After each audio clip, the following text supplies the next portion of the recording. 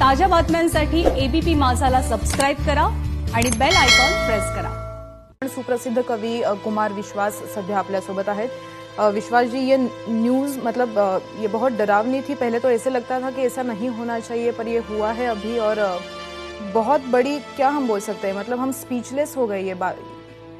जी देखिए, पहले ही देश और दुनिया अपने खराब दौर में गुजर रही है, जहां लोगों के मन में थोड़ा थोड़ा डिप्रेशन, थोड़ी थोड़ी सोच और विचार कोरोना काल को लेकर है। ऐसे समय में यह खबर आना, और खासकर मेरे जैसे आदमी के लिए तो दो तरह का नुकसान है। एक दर्शक के रूप में बहुत बड़ा नुकसान है कि मैंने एक ग्लोबल एक्टर खोया है अपने देश का और दुनिया का, और दूसरा एक अपने दोस्त की भी जाने की, और ऐसे समय जाने में जिस आदमी को देखने के लिए हजारों लाखों लोग घरों से निकल आते थे उसकी फिल्म देखने के लिए, आज उसको खिराजे अकीदत देने के लिए, उसको श्रद्धांजलि देने के लिए हम नहीं जा सकते बम्बई तक भी, और हम उसे कांधा नहीं दे सकते उसके आखिरी सफर में। ये भी दुख है। प्रथा जब उन्होंने पहली फिल्म की थी राजा बुंदेला साहब की, तब से मेरी उनसे वाकफियत थी, पहचान थी, दोस्ती थी। उसके बाद हासिल में उन्होंने चौंकाया। मुझे आज भी याद है कि आराम नगर के तिग्मांशु धूलिया के घर पर हम लोगों ने जो ये डकैतों की पृष्ठभूमि पर उनकी पान सिंह तोमर फिल्म थी उसको देखा था, और उसके रिलीज की योजना कैसे कैसे बननी चाहिए इस पर हम बैठते थे। और सबसे बड़ी बात है कि बहुत कम लोगों को पता होगा कि इंडस्ट्री में ऐसे पढ़े लिखे लोग कम हैं जिन्हें विश्व साहित्य की जानकारी है, या दुनिया के दूसरे देशों में क्या हो रहा है, उनमें क्या सामाजिक बदलाव आ रहे हैं, इस पर बात करने वाले। तो मैं चूंकि दिल्ली रहता हूँ और बम्बई जब मैं अपने काम से आता था, किसी शो से आता था, तो अक्सर शाम को अपने काम के बाद बैठने वाले जो दो चार दोस्त थे उनमें से एक उनका नाम था, और लंदन जब वो थे तब भी उनसे बातचीत और मुलाकात होती थी।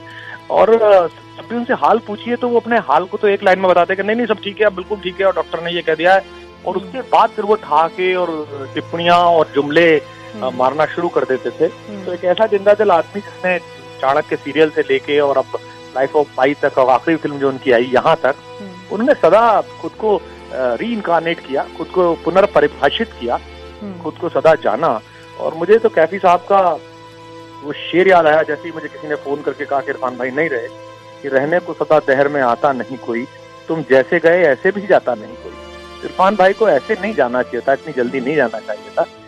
ये बड़ा नुकसान है भारतीय फिल्म इंडस्ट्री का भी। और एक ऐसी सेकुलर सोच वाला आदमी, उनके अंदर टोंक का एक लड़का जो था वो सदा जिंदा था। और श्याम बाबू जिनके साथ उन्होंने शुरुआती बहुत काम किए, चंद्र प्रकाश द्विवेदी जी, इन सबसे उनकी रिलेशनशिप आखिरी वक्त तक भी वही बनी रही। कोई भी इतने बड़े सुपरस्टार हो गए थे, हॉलीवुड में उनके एजेंट थे जो उनके लिए काम देखते थे, और हॉलीवुड से उन्हें ऑफर आते थे। उसके बाद भी जो पुराने दोस्तों में अगर कोई मैसेज करे, कोई उनको कॉल करे, तो पलट के फोन उनका आता था, और वहीं से शुरू करते थे कि यार बहुत लगी पड़ी है, यहाँ शूट कर रहा था, वहाँ शूट कर रहा था, और बताओ भाई, ये आता। तो कितना ये जो स्टार्स की भीड़ है जो जड़ों से कटे हुए हैं, जिन्होंने जिंदगी नहीं देखी है, जिन्होंने संघर्ष नहीं देखा है, इनके बीच अपनी मेहनत, अपनी प्रतिभा और अपनी बड़ी बड़ी आंखों से अपना परिचय देने वाला एक दोस्त गया है, तो मैं शौक दूं, और गहरा नुकसान है, मेरी निजी जीवन का भी गहरा नुकसान है।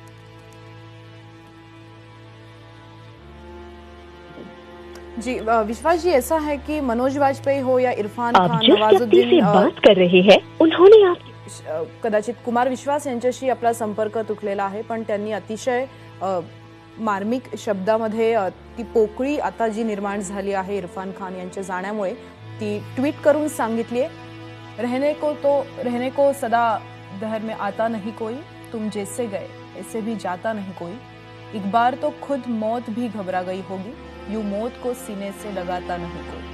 कारण मागच्या इतक्या महिन्यांमध्ये ज्या पद्धतीनं इरफान खान यांचा संघर्ष सुरू होता मृत्यूशी, तोही बरंच शिकवणार आहे।